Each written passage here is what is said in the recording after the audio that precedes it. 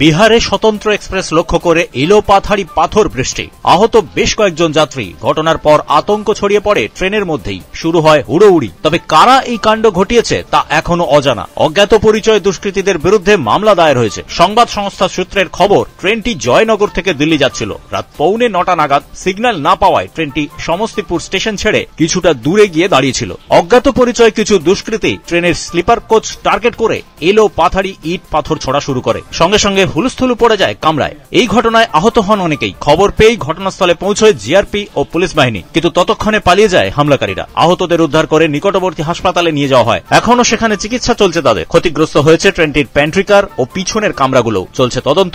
এই ঘটনায় ফের একবার রেলের নিরাপত্তা নিয়ে উঠেছে প্রশ্ন। ব্যুরো রিপোর্ট, কুপের কলম ডিজিটাল।